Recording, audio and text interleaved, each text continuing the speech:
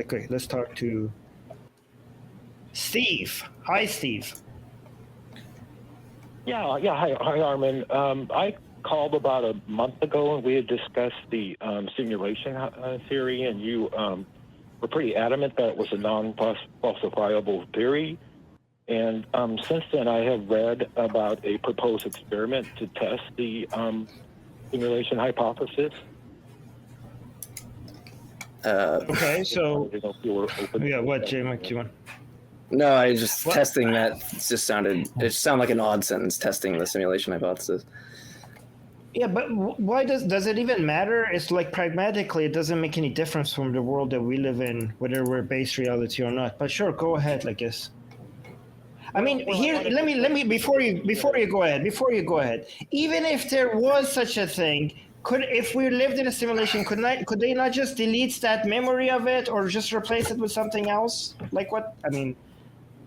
Like even if I'm interested. I'm interested in hearing this just because, like, I think that there's things that rule this out from being a hypothesis at all. A good idea to even test the simulation, if we even want to know if it's simulated. But in theory, how the simulation could be tested is, in theory, stable elementary particles contain stable elementary particles, excluding massless particles, contain bits of information serving as programming code simulating the particle's charge, mass, and spin. And there's roughly 10 to the negative 21 joules of heat dissipated per erased bit from a computer. Likewise, this discrete amount of energy should be dissipated if a bit of information were deleted from an encoded particle. And of the various fundamental particles of mass stable enough to have information storage capacity, there are electrons as well as the up quarks and down quarks. You're losing me rapidly. You're saying a lot of stuff that I don't understand. I don't know. I have no idea. Like, right? Is there any way you can like give me something that I can chew on? Like, I can't chew and digest any of this. Well, the gist of it is if you were to take a particle, an electron. You're just going to say more gibberish. You were to just okay. No, stop. Okay, hold on. No, I don't want to listen to more of this. Here's the thing. Okay, the way that our universe works, right? When it comes to when you go subatomic, that's a whole mysterious world, and you could treat anything information that you get from there, like you could see the similarity between the data that you get in computer science and that similarity. If you're using that similarity, any similarity that you could, loosely make for that to be the evidence of this being a simulation, that doesn't work. And again, the mysterious nature, like just because a lot of us find the way that the subatomic world works kind of mysterious and mind-boggling, has given a lot of people license to connect that to a whole bunch of mumbo jumbo without making any solid cases for their claim. So I don't buy any of this. So in computer science, we have data. In nature, we have information that could be that have some similarity with how data processing and storage of data works, and that's it. And any similarity, you try to connect that and using that as proof that this is a simulation is stretching it, to say the least. But I don't know, JMike, do you want to say something about this? I want to hear Steve respond to what you said, and then I'll say something. Okay. Well, if there's a proposed experiment by Dr. Melvin Vopson, and he's doing a fundraiser to test the hypothesis if we're in a simulation, and his experiment would involve taking an electron and annihilating it with a positron, and then according to his prediction, there should be a couple of infrared photons released. And if that's the case, then this would seem to indicate, it's not proof, but it would seem to indicate that there are bits of information stored within. I don't really get though, like how, because like this doesn't sound like a scientific hypothesis. This sounds like what metaphysicians do about the way that the world actually is, like, you know, it's mental substance or it's physical substance, right? Science isn't being like, everything's like, we use terms like physics, but it's not like they're making like metaphysical claims like everything is this substance metaphysically, right? We're just talking about descriptions, behaviors of the world, how things operate. Like, we're not going on this like super, which I'm very skeptical of in the first place, this like metaphysical project. It seems like simulation theory, it doesn't, I don't know, maybe scold me in the comments, everybody. It just doesn't seem like a scientific hypothesis. It seems like a metaphysical story, or else I'll say hypothesis, that, which I'm okay with. Like, look, I'm a naturalist. That's a metaphysical view, right? But I'm very skeptical about what metaphysicians do and how we can get these claims. Like, I think we're pretty much up shit's creek without a paddle on this. Our best thing that we can do is treat these kind of these views on metaphysics like kind of like hypotheses, in the sense that we should compare them for the relative commitments that you have to put into the theory or the hypothesis. I'm using those terms very loosely, versus the explanatory benefit that you get out of them, right?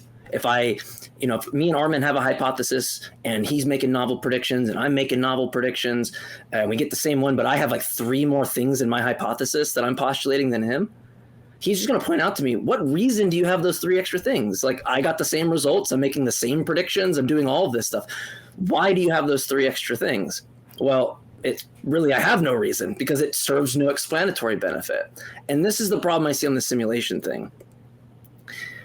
Maybe on simplicity of my view and your view, it's there. Maybe we don't have like very much more commitments. Maybe we do. But on an explanatory power, I don't see how this theory can give contrastive explanatory facts.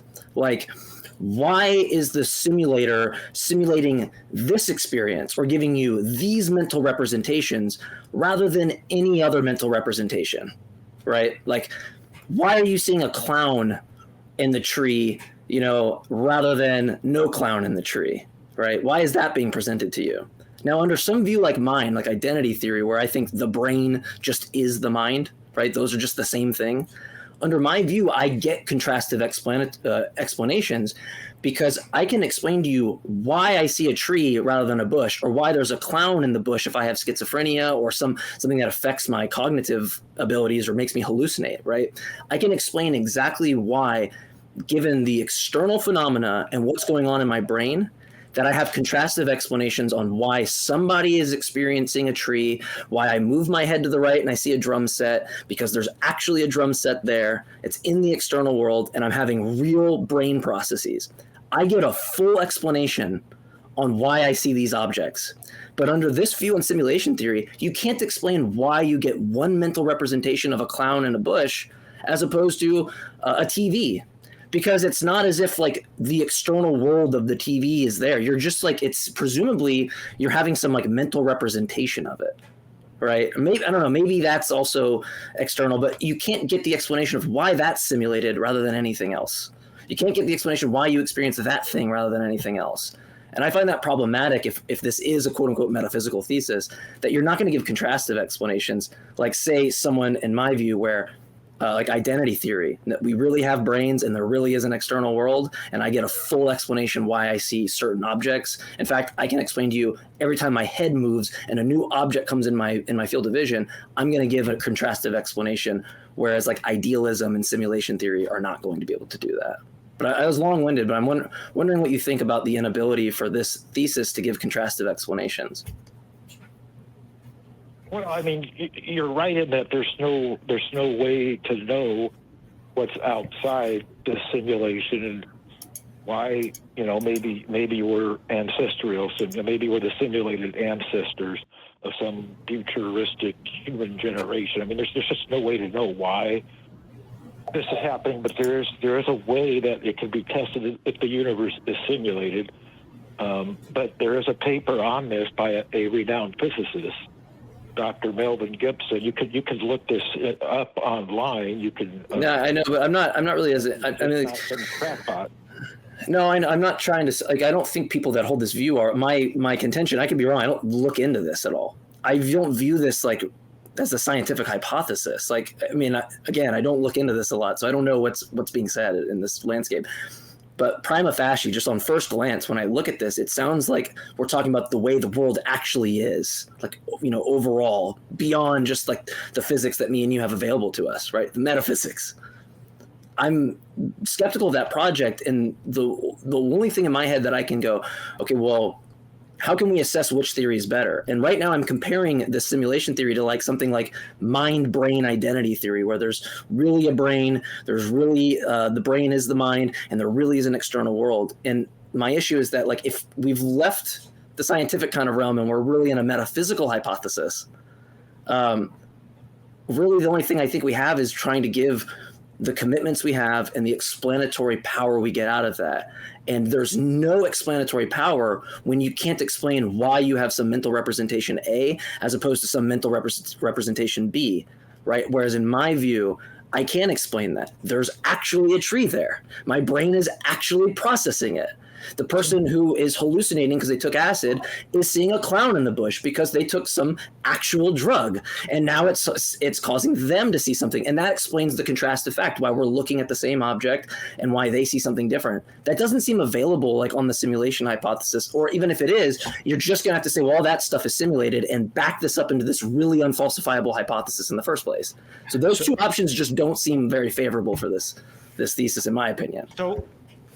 So I think what Steve is saying, Steve, correct me if I'm wrong, is that when it comes to this world, yes, you're right. Your theory does a much better job explaining things. But when there are certain events within the subatomic, world, in the quantum world, that there's certain things that we see that could be best explained with us being in a simulation. Is that what you're saying, Steve?